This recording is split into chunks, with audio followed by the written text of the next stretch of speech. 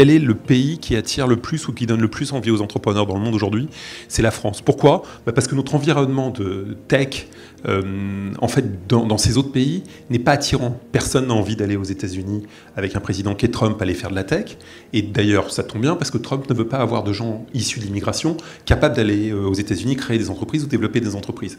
La fiscalité des entrepreneurs en France, je l'ai dit 100 fois, et 100 fois je me prends des SMS d'insultes, elle est extrêmement avantageuse. On paye moins d'impôts en France qu'aux États-Unis quand on crée une entreprise. Tout n'est pas parfait, mais si vous prenez les taxes les plus importantes pour un fondateur d'entreprise, l'impôt sur les plus-values pour le créateur de start-up, c'est 23% en France, donc c'est inférieur, et c'est pas récent, hein, ça date, c'était le truc des pigeons il y a 6 ans, il y a 5 ans, mais cette loi-là, on paye 23%. Quand on a créé une entreprise en France et qu'on la garde plus de 8 ans, on paye 23% d'impôts.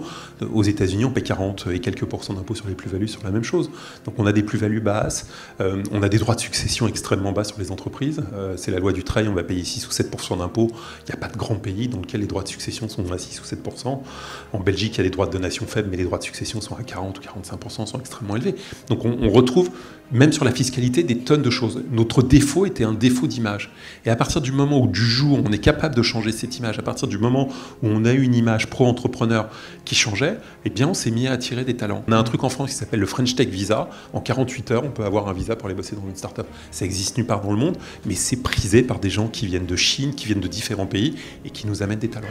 Et la France, elle est fantastique pour créer une entreprise. Il y a des aides partout, vous savez, allez chercher sur Internet, il y a, je sais pas, 200, 300 aides pour créer sa boîte. C'est le seul pays au monde où vous êtes payé pour créer votre entreprise. Si vous êtes au chômage, vous touchez votre chômage quand vous créez votre boîte. Ça existe nulle part ailleurs. L'État vous paye pour créer votre boîte. Donc le truc marche, les systèmes d'accompagnement sont là. L'argent est là pour le démarrage de ces boîtes. Franchement, tout va très bien, mais on a besoin d'avoir plus qui essayent. Et puis une fois qu'on en a plus qui essayent, il y en a qui vont être capables de dire non. Pourquoi Facebook existe? Parce qu'un jour, Mark Zuckerberg a été capable de dire non à Yahoo, à une offre indécente de Yahoo. Pourquoi Snapchat existe? Parce qu'un jour, Evan Spiegel, il a eu le courage de dire non à Mark Zuckerberg qui avait fait une offre énorme. 19 milliards. Ouais. Et voilà, et ça en vaut 15 aujourd'hui en bourse. Mais il était capable de dire non, non parce qu'il avait une stratégie, une vision, et il voit où il veut aller. Et le curseur d'argent n'était pas ça qui le motivait. Sa motivation, c'est de faire changer le moyen dont on communique, d'inventer des nouveaux moyens de communication. Et quand on est capable d'avoir des gens qui disent non, c'est là. Il y en a qui vont se planter, ça sera triste pour eux, ils auront moins gagné d'argent qu'ils l'espéraient, mais d'autres vont réussir, ils vont réussir à créer ces grands groupes. Non, mais alors, vous avez complètement raison, c'est qu'il y a donc je suis très âgé, hein, mais quand j'ai créé ma première boîte il y a une trentaine d'années, si vous plantiez une boîte, vous étiez mort, c'est-à-dire que vous étiez interdit de tout, je ne sais même pas si vous pouviez être encore salarié, vous étiez éliminé. Et les textes ont changé, c'est pas encore parfait, et maintenant, on voit il y a un mec, j'ai vu un garçon, pour venir bosser chez Iliad, il me dit voilà, j'ai planté 3 startups, donc statistiquement la 4e elle est obligée de marcher, parce que c'est pas possible, je plante 4 fois, et c'était son seul argument de vente. Si voilà, j'étais dans les vélos, je dirigeais une boîte de vélos, là, vous savez toutes les boîtes qui ont disparu, je dirigeais 2 boîtes de vélos, bon je l'ai planté, je dirigeais une boîte de ça, je l'ai planté, voilà, donc voilà la liste de mes erreurs, la prochaine fois je vais cartonner, je suis un tueur. Et que si je cherche le meilleur, je sais pas quoi, je vais pas citer une école, le meilleur polytechnicien, je vais aller sur LinkedIn, je vais trouver tous les meilleurs polytechniciens, c'est super facile, je peux trouver tous les polytechniciens, leur niveau, etc. Mais maintenant, si je veux chercher un mec qui est vraiment débrouillard, qui est vraiment démerdard, ça c'est vachement plus dur, parce qu'eux, ils ne sont pas sur LinkedIn. Et donc, plutôt que de lire un CV où globalement je vais trouver une information que je peux trouver partout, simplement, j'aime trouver des gens, on aime rencontrer des gens, on aime trouver des gens qui ont cette intelligence de la compréhension, cette débrouillardise, qui ont ce côté malin, qui sont capables de se dire, de comprendre des choses ou de voir des choses qu'on n'a pas obligatoirement appris à l'école. Comme tous les petits garçons, pompier, infirmier, enfin que les métiers qu'on perçoit. Mais globalement, j'avais aussi le rêve de gagner beaucoup d'argent. Je ne sais pas si c'est un rêve sain ou normal. Je suis issu d'une famille dans laquelle l'accès à la culture est quelque chose de plus important que l'argent. Mon père a fait, je crois, 18 ans ou 19 ans d'études après le bac. Ma maman, pas mal d'études aussi. Donc j'ai toujours connu ma famille en train de faire des études. Et la notion d'argent, c'était vraiment pas quelque chose qui semblait soucieux. Mais vers l'âge de 15 ans, donc après les rêves de devenir pompier et autres choses plus normales, j'ai eu l'envie d'avoir des activités professionnelles rémunératrices, sans savoir ce que ça voulait dire et ce que ça pouvait apporter à ma vie. Dans la conception dans laquelle j'ai été éduqué, je corresponds plutôt à l'échec. C'est globalement le modèle familial, c'était tu passes ton bac, tu fais 10 ans d'études, n'importe quoi, ce que tu veux, de la philo, des maths ou autre chose, et puis après tu as un bagage culturel, le reste c'est pas très grave. Enfin, j'ai été un peu arrêté par ma vie professionnelle dans mes études, mais globalement j'ai eu un bac scientifique, j'ai commencé à faire maths sup, j'ai commencé vraiment à travailler à temps complet pendant maths sup, et puis j'ai passé quelques concours à la fin de ma maths spé en ratant toutes les grandes écoles dont je critique sûrement par jalousie depuis les diplômés. Voilà, et puis j'étais dans une vie professionnelle, j'avais une rémunération suffisante et j'étais dans un mode professionnel complet. Vers l'âge de 16 ans, en commençant à travailler pour des grandes entreprises de manière indépendante, il a existé dans les années 80 l'émergence d'une... Il y a eu en France, et probablement dans le monde, plusieurs générations d'entrepreneurs, mais en France, dans les nouvelles technologies. Mais en France, il y a eu un cycle au début des années 80 avec l'émergence du Minitel, où les grandes entreprises ne savaient pas faire et faisaient appel à des gens pour créer leur service Minitel.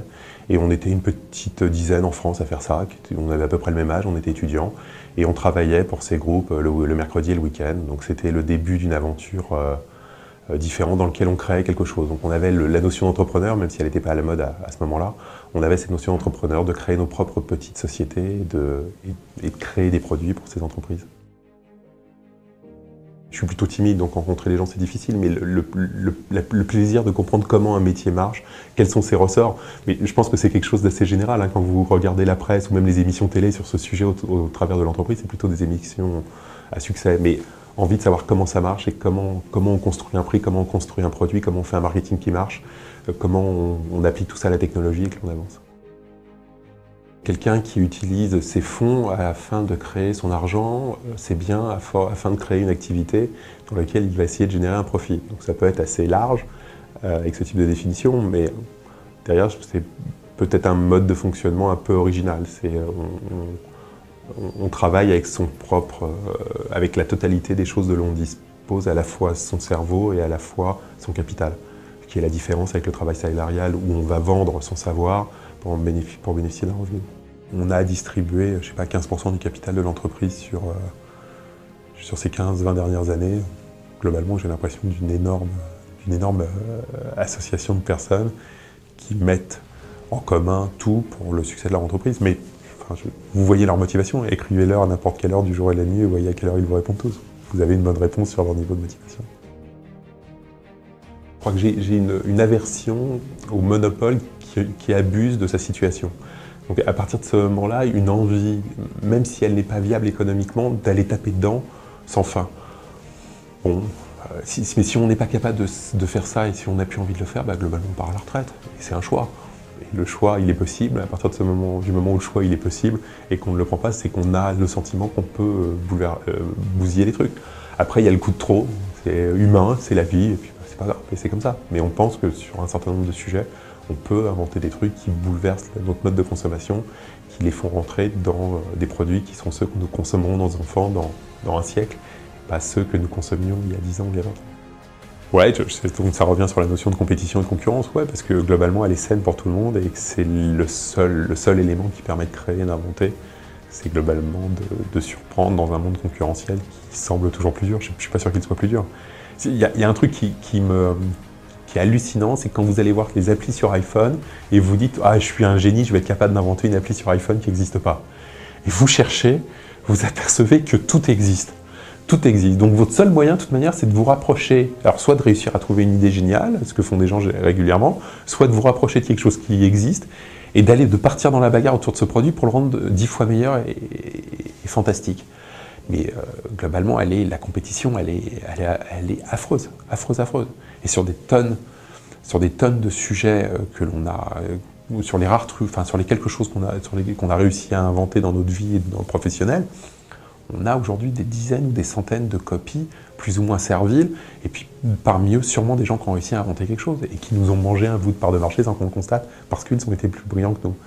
Mais la bagarre, elle est vraiment saine pour le consommateur, elle est vraiment nécessaire. C'est ce qui nous enrichit tous. Cette vidéo est terminée. Mettez un pouce en l'air si vous l'avez aimé, ça aidera la chaîne. Et abonnez-vous pour ne pas rater les prochaines vidéos. À bientôt!